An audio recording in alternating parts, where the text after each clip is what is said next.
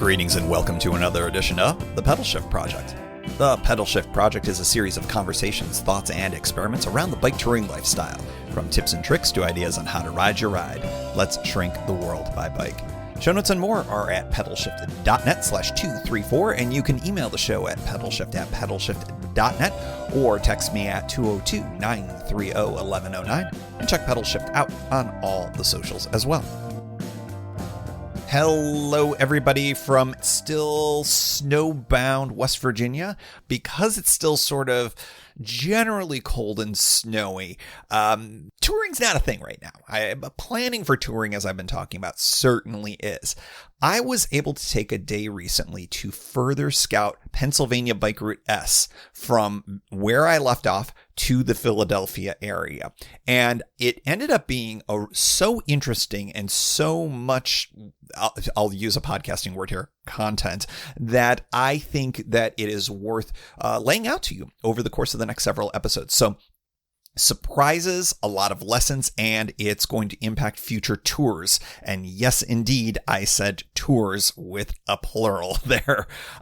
Next 3 episodes, it's tour scouting by Jeep with some sleeping pugs by my side. I don't think that they make much of an appearance. Maybe they do. I don't remember.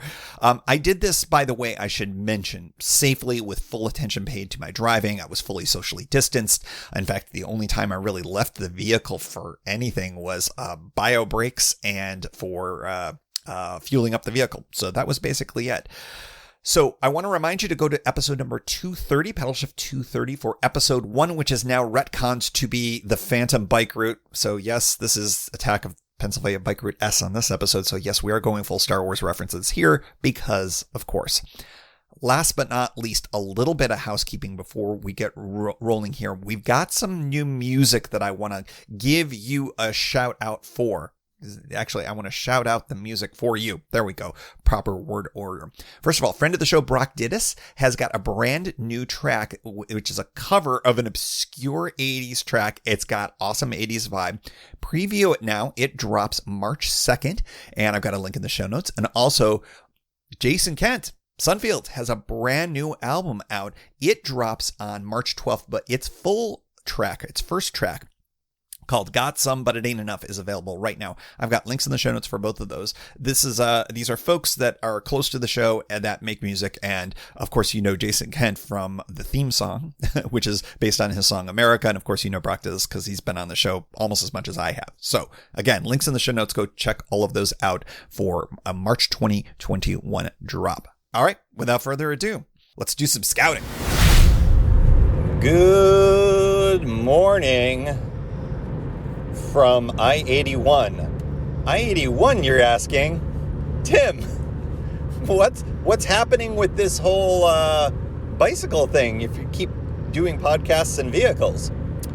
Well, my friends, because I had curiously good reviews, or at least good feedback, from the first route scouting episode, and I have, shall we say, a little bit of time on my hands that I need to do a close to completely,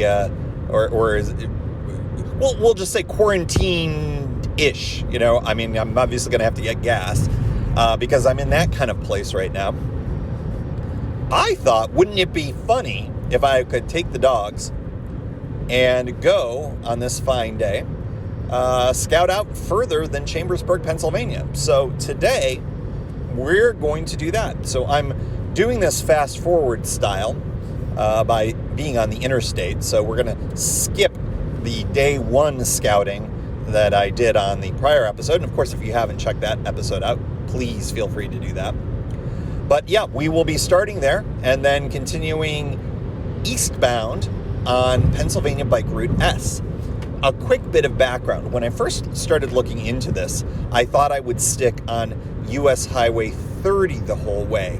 As it turns out, that is not, in fact, what most of Pennsylvania Bike Route S is. And I think I'm more interested in exploring that. Because I don't think that Highway 30 is bikeable in all parts. I think that as you get into certain more small city areas like Lancaster and York and whatnot, that you're basically on a full highway, and I don't think that that's bike friendly. And B, I think it's worth checking out the Pennsylvania bike infrastructure as a part of all of this. In a future episode, I may be checking out Pennsylvania Bike Route J, largely because there's some interesting things with that having to do with hooking up with a New York State bike route, and then later a potential ride between either DC or the Cabin and where I grew up in Rochester, New York, because that has become a possible potential tour for a variety of reasons, and I can go into those later on.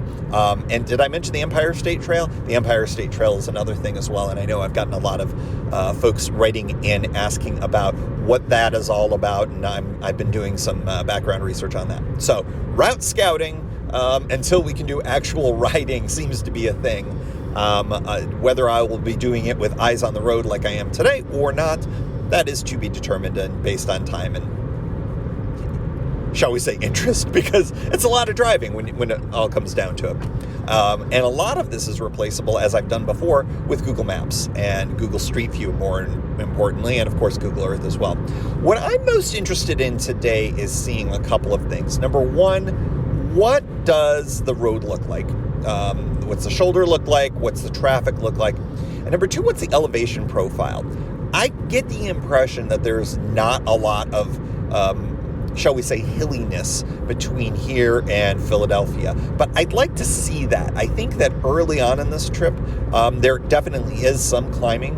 I read somebody's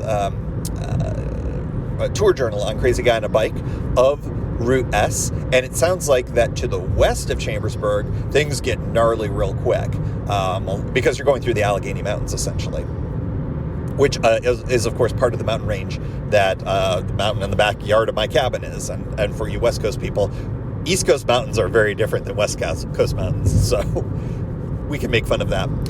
In any event, I am passing one of the exits to Highway 11 right now, which was on the prior episode, passing by the, I think it might be an Amazon warehouse, or at least it's one of those multi-tiered warehouse types of things for distribution, because this is a big area for all of that.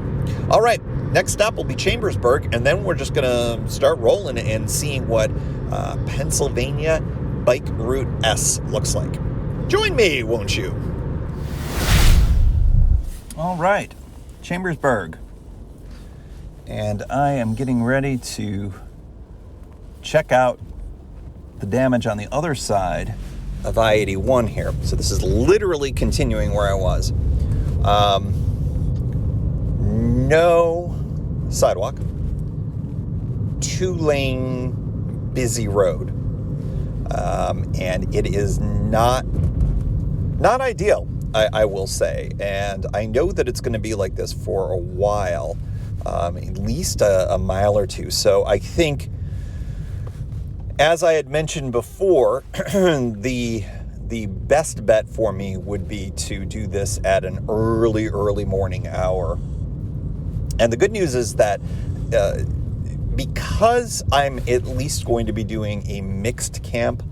Oh, and there's my first bicycle Route S sign. That's nice to see. I'm sure it's not honored very well. You can just tell, and this is no disrespect to the people of Chambersburg, Pennsylvania, or its environs. This is just not a road that you can look at it and just see the volume of cars. You just don't get the feel that bicycle Route S signage is going to create much in the way of respect around here. Me riding in the right lane, even though it's a wide-ish lane, I'm either going to get buzzed pretty close, or it's going to slow folks down and force them all into the left lane here. I'm going here, who knows what rush hour is anymore. It should be post-rush hour, but it's busy. And this is definitely going to be, this is the kind of riding that I like the least. I wouldn't call this urban riding. I can handle urban riding. Often there's infrastructure, but here there is no infrastructure other than signage. I don't even get paint. So, and it's busy. There's a lot of businesses, your Dunkin' Donuts and your Super Shoes and your DJ repair center. Wow, like for actual DJs? Oh no, initials DJ. Got it. Anyways, point being, that would have been interesting if it was repairing DJ equipment. A little specific. But in any event, yeah, so the first takeaway here, and another bicycle route S sign. That's kind of nice. They're about every mile here. The takeaway is, super surprised to see all the signage, which is great. But also, this is the get up before dawn and first light, move it and light up like a Christmas tree. As I think I was about to mention, I'm going to be doing mixed camping, mixed hotels at best from a camping perspective. It's very likely that I'm going to be doing all hotels, all Airbnb kind of a thing. But that would be COVID dependent. So doing at least mixed, then I think I'll probably do a hotel that night so that I can be right up flush next to 81. There's a hotel right there. And then, again, get up, crack of dawn, before dawn even, and then as soon as first light hits, get down this road as quickly as possible. We're already looking that it's at least a couple of miles of this. And you figure at about 10 minutes per mile, you can start kind of doing the math on all of it. But ideally what would happen then is the traffic volume would be much lower. And, while I would be taking the lane essentially here, that folks wouldn't feel too put out, because you just don't want to deal with confrontation or whatever. But, I have had a very charmed existence on my bike. I very rarely, I think I can count on one hand, bankruptcy, count on Mooney Law. How about that? One of my cousins-in-law with my same last name. In any event, I have not had any real vehicular confrontations in any way, shape, or form. Part of it is the routes that I choose. I avoid roads like this when possible, but for the most part, it's been all right. But just looking at this, not super ideal. At least 20 to 30 minutes of less than ideal situations, and not a lot of turn lanes either, which is interesting. Okay, right now here, boom, shoulder. Here we are, and it's a little over 2 miles until we hit a shoulder. So really, after having spent the better part of the last, I don't know how long, saying how terrible it is, that's not the end of the world. It's not ideal. Do it early enough, all is good. All right, so that feels pretty good. We're near Fayetteville, Pennsylvania, and that was as reported by some local friends of the show. And so off we go to continue on Route S, big, wide shoulder. We like those. More to come.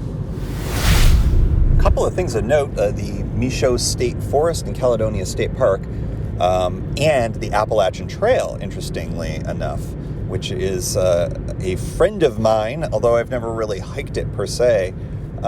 It is a companion for a lot of the bike routes, so crossing it on this route would be kind of fun. Beautiful area, as advertised. We're getting very close to the turnoff here for Pennsylvania Route S, which will be happening in a moment. But this is certainly an area where there are not only campgrounds, but possibility for maybe some stealth camping, potentially, I would think. But I do know that Caledonia State Park has some good campgrounds, and that's also been reported by friends of the show. Great signage again. I just passed another one, Route S, and a Share the Road sign, which is really nice to see.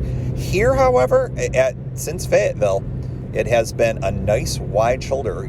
U.S. highways often will have that. So the turnoff is coming up in a moment here, and that will take us up, and it'll be the one bit of a climb based on what I've seen, and it will kind of cut off a chunk of Route 30 as we depart from it and go on to the back roads portions of Pennsylvania Route S. First few impressions here of this portion of the route is much quieter road immediately. And although it's a little difficult to tell given the snow cover, there does appear to be a shoulder on this road. A lot of cute little cabin-y style homes, not terribly unlike the kind of stuff that where I live, essentially, over in West Virginia, but a little bit more built up compared to that. But very, very quiet road. So I do think that it does make a lot of sense that this is the way to go. Rolly-ish hills, but not very frequent. Very easy riding. And going under some power lines right now.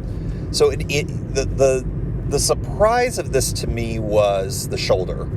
I expected this to go to straight country road with no shoulder, and no, this is great and much better than I expected.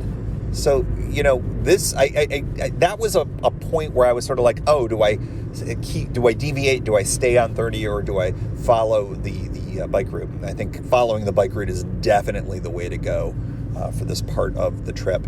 One other thing that I want to say is just shouts to Pennsylvania for really well signing it. The turn was very obvious. It's not like these are big signs, but they are prominent. They're green, and you can see in the show notes.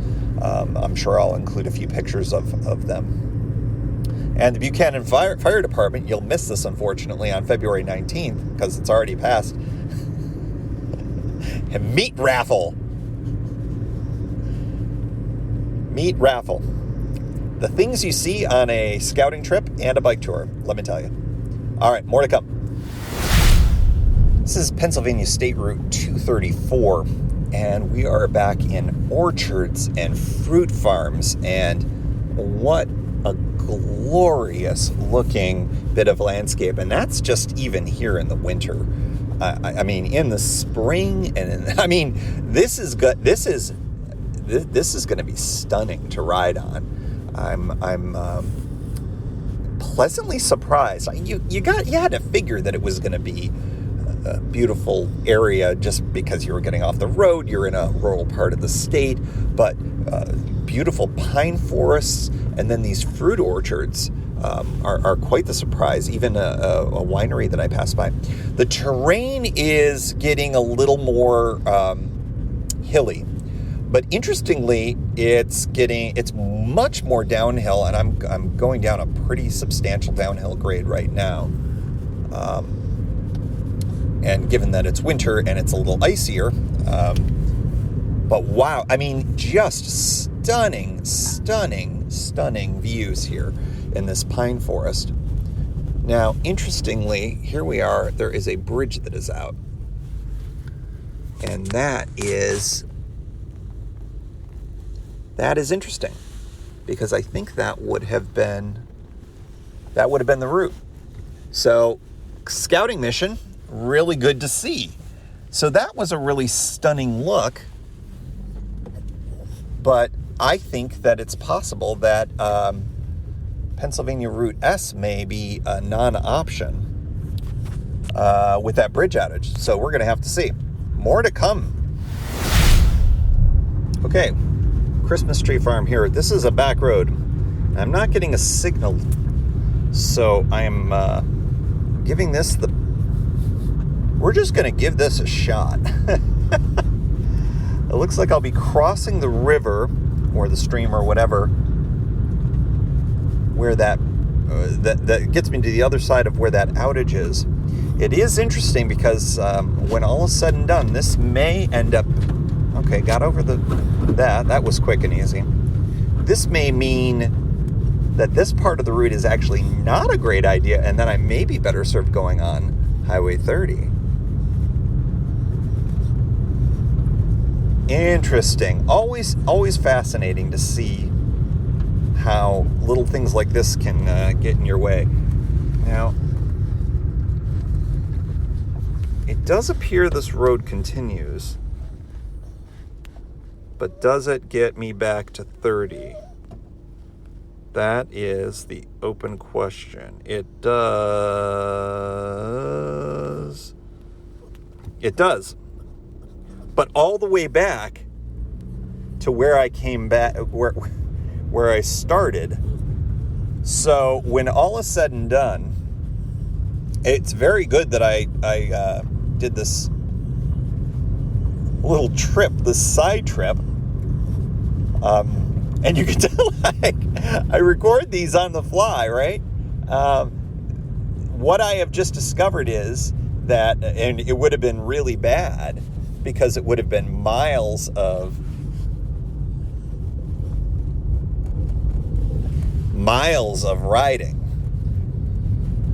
to get to a point where I couldn't get over. Now, could I have gotten my bike over that? Possibly, but if they were working, no, they probably wouldn't have even let me. So that is really good to know. I did see detour signs. It's interesting, but for whatever reasons, I was like, oh yeah, that doesn't apply to me, because my phone wouldn't send me the wrong way, would it? Apparently it would. Apparently Google Maps is not aware of that outage. Good to know. Okay, so what we're going to do is we're going to follow this road all the way back and this is a much rougher road than the one that I came in on. And I will eventually get back to Highway 30, not far, actually precisely where I got back on it. And then we're going to scout out Highway 30 because that might end up having to be the road that I need to take, which is really fascinating. Stay tuned for more. Okay, we are back at Highway 30, and now I'm seeing all of these signs that say Buchanan Valley Road Detour, and yeah, that was me. That was what I needed. So, kind of a bummer if that bridge outage is still there when I am riding this. That takes out the ability to do this portion of Bike Route S. Now, the good news is I'm back at Highway 30. Highway 30 had a good shoulder. So we'll continue that towards Gettysburg. If you know Gettysburg, it's famously a place where there was a major Civil War battle. That's where 30 goes to in the next 10 miles or so.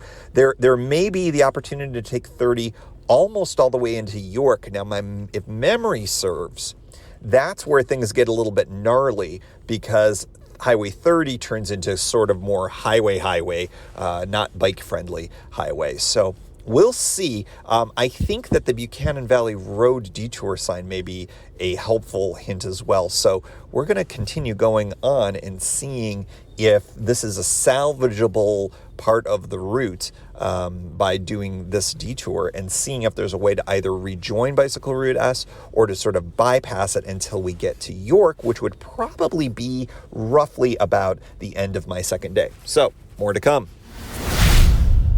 From Gettysburg, Pennsylvania. Trip report. All right. Well, when all is said and done, that detour is certainly a bummer because, as I was reporting before, sorry, whiny dogs in the background. Mookie does not like it when we stop, ever. He just wants us to keep going, which I get. But in any event, it's a bummer because that Route 234 for the section that I saw looked really promising and really good, but the bridge outage is a problem. The good news is that if that detour still exists, I'll know it at that turnoff because there were plenty of detour signs. If those signs are gone, then my best guess is that means that the bridge would still exist. Do I want to take that risk or not? Who knows? The good news is Highway 30 at first seemed like a complete disaster, continuing on Highway 30. And that was because rumble strips started. But I was able to discern that the shoulder was wide enough that the rumble strips were close enough to the white line, and I could very easily ride to the right of those rumble strips and not run into any problem. Not ideal, not the safest thing in the world, because of course, if I veer into them, you can definitely lose control, particularly because there's a huge downhill portion. So I would have to be paying really strict attention, maybe even ride my brakes a little bit just to keep the speed down and make sure that I'm to the right of the rumble strips. Plenty of room. We're not talking inches, we're talking feet. So I think that would work out. I got many opportunities. I was expecting to see the detour sign bring me back to 234. Never did, which was a little bit of a surprise. Google Maps was giving me many opportunities to go back to it, but as I was sitting there going, it was a nice wide shoulder, the rumble strips went away, and, it was only about maybe 10 miles or so until the town of Gettysburg. And then the real surprise happened, and that was you literally enter into the battlefield section, the historic battlefield section. So I do think that would be a really interesting way to continue this trip. So I think that where I'm sitting right now on day 2, I would continue on Highway 30 all the way at least into Gettysburg. Then there's a couple of options. You can route around the town by going through the battlefield and then hooking up with Route 234 again, or go into town. The shoulder disappears, but then a sidewalk appears. So that's all in the realm of possible. That's going to depend on mood and whatnot. Plenty of things to do. There's a beautiful college here in the town. Or is it a town or a city? Gettysburg heads, let me know. I would say city, I suppose. And then there are multiple Pennsylvania bike routes that would bring me back to Route S. Right now, I'm driving on Pennsylvania Route J2. Remember when I said that Route J is an interesting thing? There are spurs to the J route, and that Route J, all roads lead to Route J. Route J goes all the way up to the New York border, and it's a potential route back home. We're near US Highway 15, which is another major north-south route as well. So lots of interesting things around here. But I think from a scouting perspective, this is the greatest part about scouting in advance. For those of you who are a take it as it come, I'm missing out on the adventure that you would have had. Riding down, seeing the bridge outage, and trying to figure out where you're going. Oh, by the way, guess what wasn't in that area? Cell phone signal. So I was lucky that I had that map preloaded in my phone. It's why I have all of my maps offline when I'm riding for just those types of situations. Now, luckily, Google Maps was showing that there was a way out. Of course, I could have always just backed out and just gone back the way I came.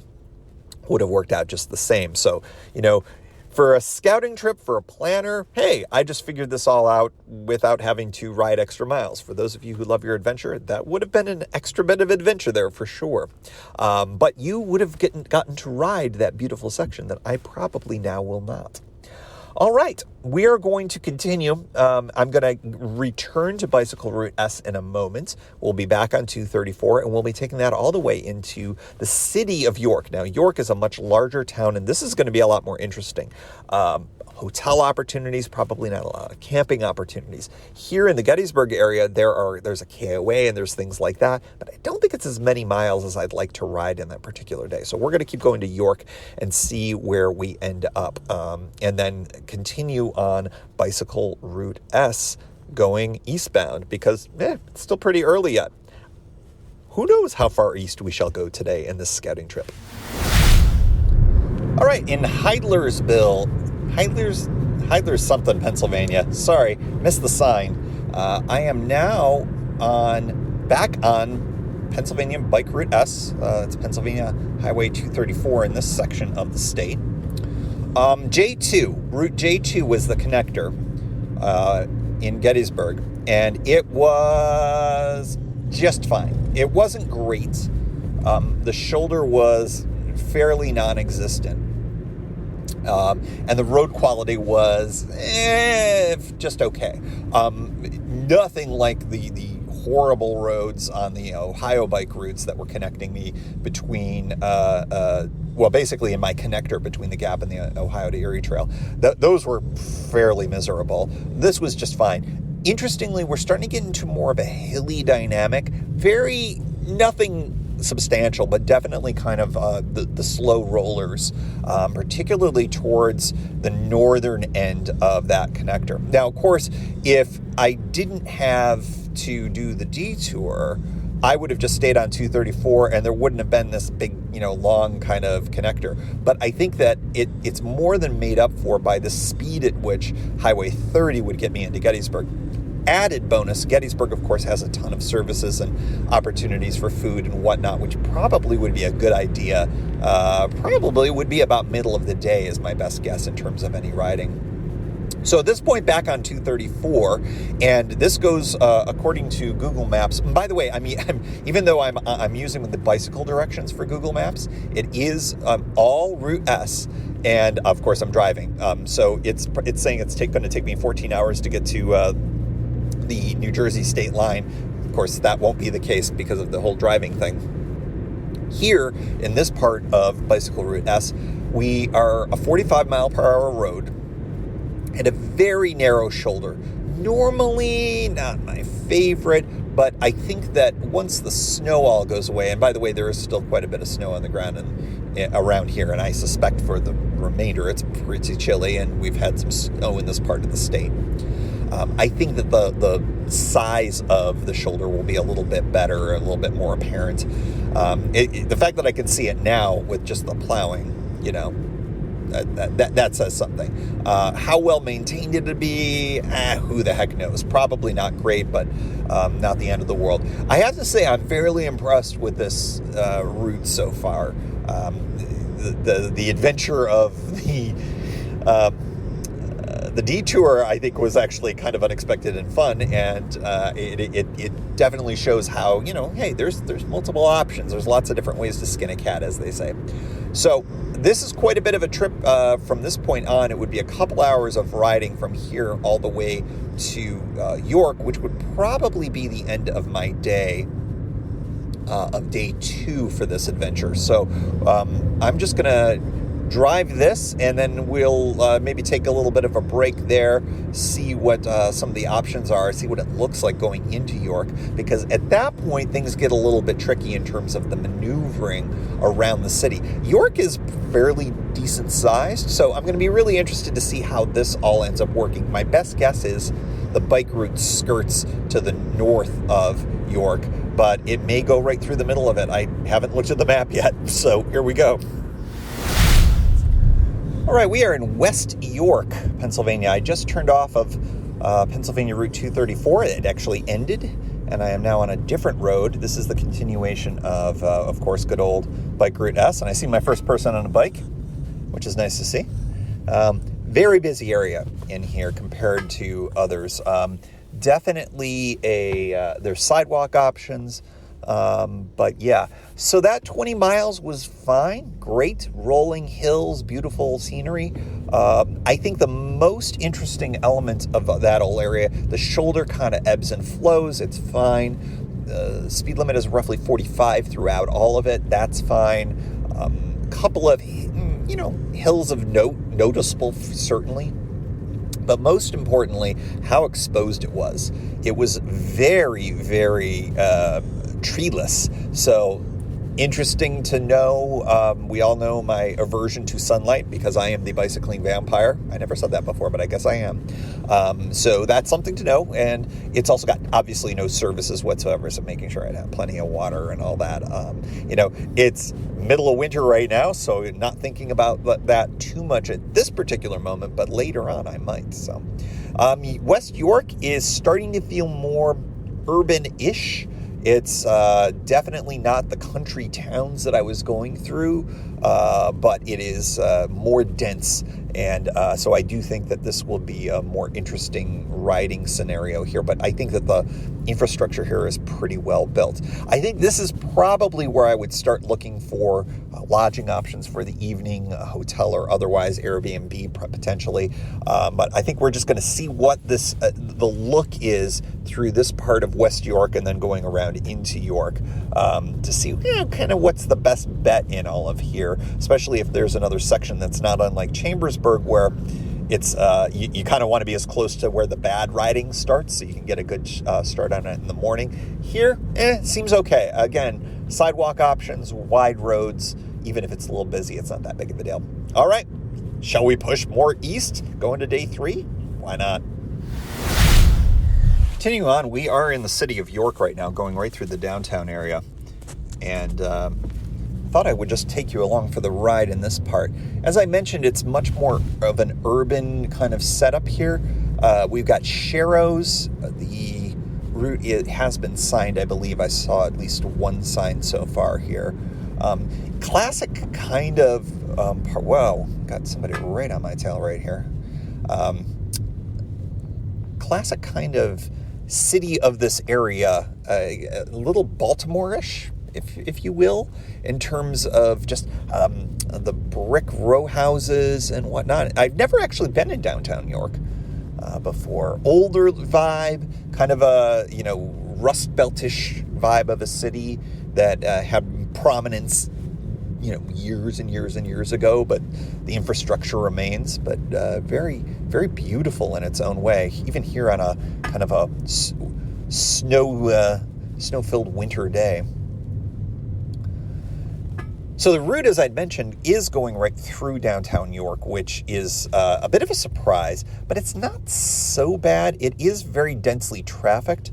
The sidewalk is certainly an option. I don't know how busy the sidewalks will be on a normal time, so this might be kind of a tricky option. I think one of the things that I'll do when returning home is trying to figure out what the lodging situation would be like in a city like York. It is large enough that I would imagine it's got a variety of options, whether it's an Airbnb situation or a kind of more traditional hotels. Which kind of brings me to the point of, when would I be doing such a ride here?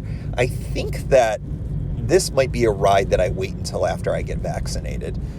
Just given the amount of connection and interface I would have with folks, I think it would make a lot more sense for that to be the case. Here's a very, very important spot right here. We are in the middle of York. York is a crossroads of bicycle routes, and we are crossing over into bicycle route J. In fact, I'm crossing it right now. I'd been on J2, if you remember, which was a spur. J is the main stem, and that goes straight north to the New York border. And that is a route that I'm going to be looking at with much more interest down the line as a possible bicycling option to go up to Western New York. So that is more to come on that. Boy, this downtown area, this section is much more like a classic downtown. Really, but an older downtown. Timeline Arcade. Is that an actual arcade? It is an actual arcade with actual video games. I may be in love with this place. I may be in love. Fun restaurants, things like that. The Fig and Barrel Pub, place I could conceivably want to visit at some point. Performing arts area, nice looking coffee place. Yeah. Downtown York. Let's give that a thumbs up. We're going to give that a thumbs up. So we're going to continue on through. I'll be going through the rest of the city here of York, which looks delightful, and then into East York, and then that converts over to, it looks like, Pennsylvania 462. Is that what I'm on right now? Yes. So it looks like 462 is the new version of the Bike Route S route. And again, I'm going past the other stem of Route J right here, which again is the north-south route. So, big thumbs up. Really liking this so far. This would be the end of day 2, as I had mentioned, and entering into the day 3 zone, which would be taking me about halfway between here and the crossing over into New Jersey, which is, of course, the Philadelphia area. And that's going to be an open question. Bike Route S doesn't go into the city of Philadelphia, and the question ends up being, do I want to do that? More to think about.